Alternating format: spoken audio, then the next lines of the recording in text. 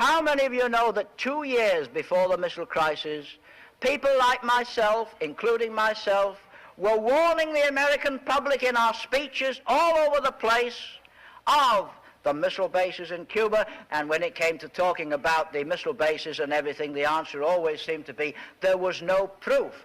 Hang it all, we couldn't bring the missile bases over here to show them to you.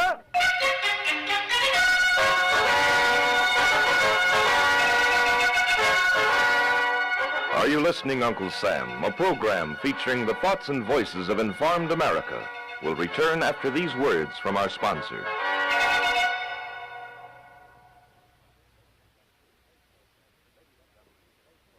Ladies and gentlemen, today's program features excerpts taken from a recorded lecture by Jose Norman, an Englishman from Liverpool who adopted Cuba as his new home, only to find that Fidel Castro had set up his revolutionary command post in the mountains only 15 miles from his farm.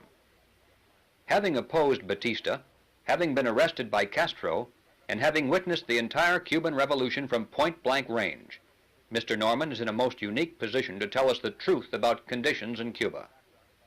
And so, with this background information serving as a brief introduction to our speaker, we listen in now to the lecture already in process by Jose Norman. It was almost like being back in Cuba again. You know, I had the same old spiel from the communists when I was over there. Now, a lot of people in the United States, I call them the philosophers and the intellectuals, they've learned about Cuba from a book.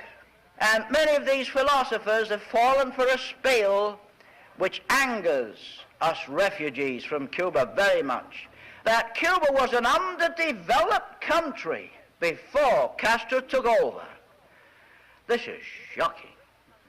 Cuba was a rich country taken over actually by a bunch of intellectual students from the universities.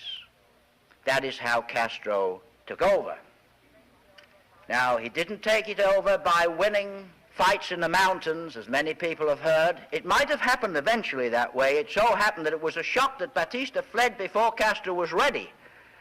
I happened to have been with the Castro high command at the time, because I was protesting about the Castro rebels having burnt my home to the ground, and Batista fled just at the time that they were making preparations 6 months ahead for a big fight that they were going to have, and they told me all the plans. One of the people told me all the plans on how within 6 months he was going to be proclaimed in Santiago, and Castor was going to declare open war, his government against the Batista government, and they were going to get unlimited money.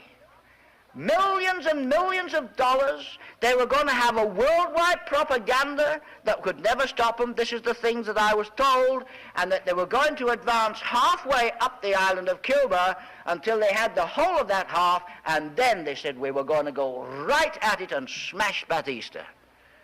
And a week after I'd heard all of this, Batista himself fled the country. It's interesting, I thought, that little bit. Very few people know that. I've told it to people in the press. I've told so many things the same as us refugees have. But boy, oh boy, you try and tell the press or the news media the truth about communism or about socialism, and you'll end up probably in a nut house if you're not careful.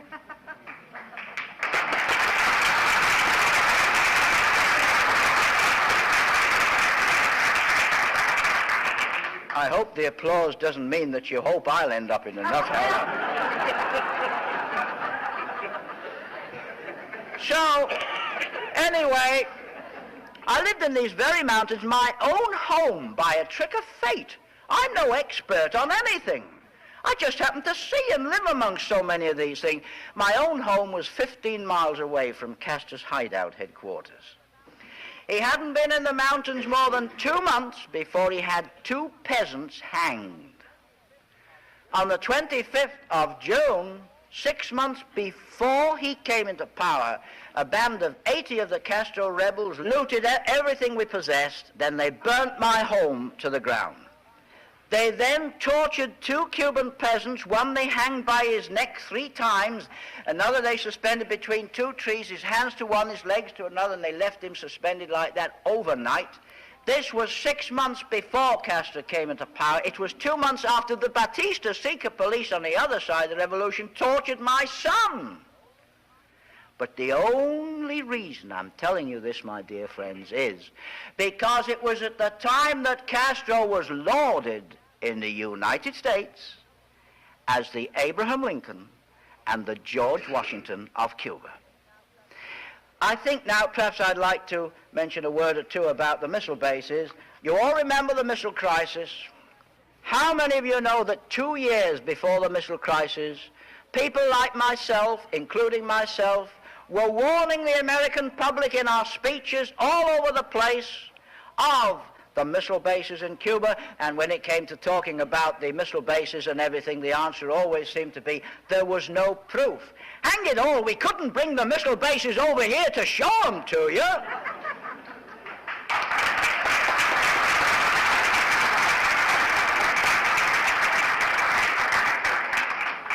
Anyway, declaring that Khrushchev had lied, young President Kennedy enforced, and very rightly so, he enforced the blockade, which raised the hopes of many Cuban people, and these hopes were dashed, my dear friends, when the blockade was lifted solely on the word of Khrushchev that the missiles and bombers had been removed. Isn't that fantastic? The word of Khrushchev, who a few weeks before had denied their very existence.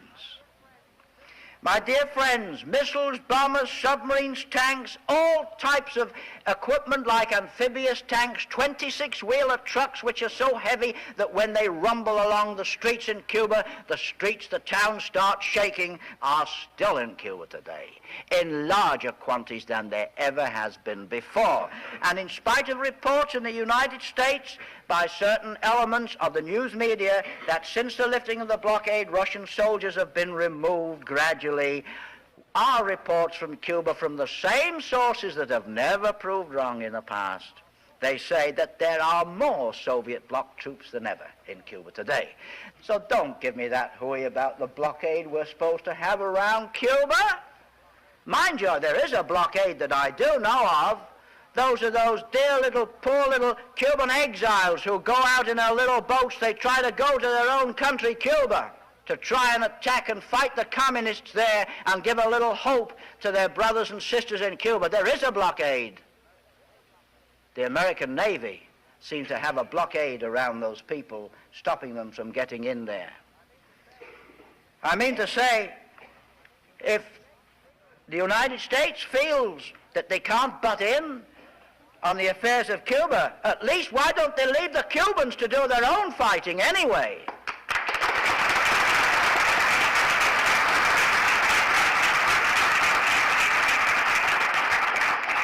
In conclusion, I would just like to tell you about the persecution of religion in Cuba.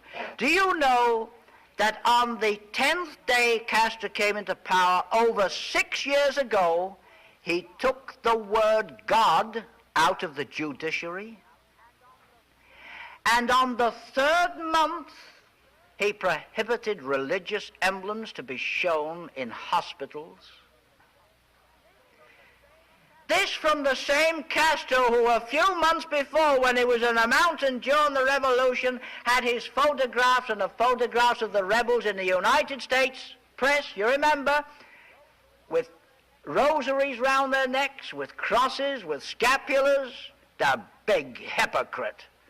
But when Castro really let his hair down and showed his venom and his hate, just after he won the invasion, during 4 weeks, and this is what happened during those 4 weeks, militia were encouraged to shoot at processions, religious processions. One young man was arrested in a procession because he was walking in front of it with a statue of Our Lady in his hands. He was sent to the firing squad for that. Militia made mock travesties of the Mass in some of the Catholic churches, and in some of the churches the militia danced the cha-cha-cha on the altars with statues of Our Lady. Altars were looted, statues smashed. Priests and nuns were stripped naked, and some of the nuns were handed over to the lesbian section of the Castro prostitute element of the women militia. And on some of the altars, they were used openly as places of prostitution. And during this 4 weeks, out of the 6,000 Catholic priests that were in Cuba, only 123 were left. Now, I've said to some priests, I know there are some of them, and there's some ministers who are fighting the communists from the pulpit. I know it. But the greater majority are not. And I've said to some of my Catholic priests, why don't you fight the communist menace from the pulpit? If you did, we'd lick it. We'd lick it on our own. If this was fought from the pulpit every Sunday so that the millions of people could hear what communism is. Don't talk in an abstract way of what is bad when you really mean the communists. Say the communists, and don't be frightened to say it.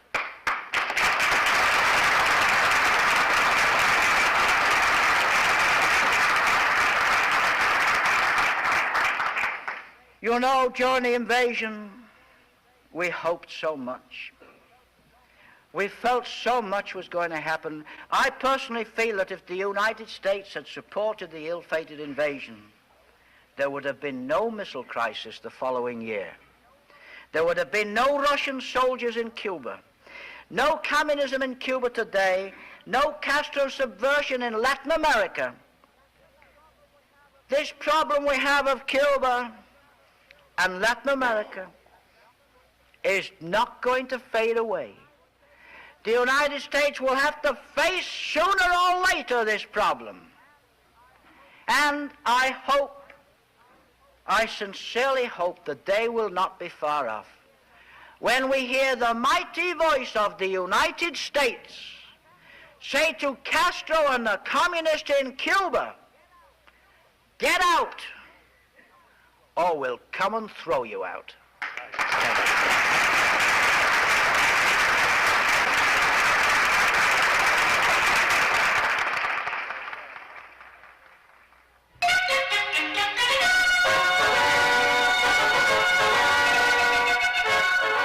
Are You Listening, Uncle Sam? A program featuring the thoughts and voices of informed America is produced by the John Birch Society and created for radio by Ed Griffin.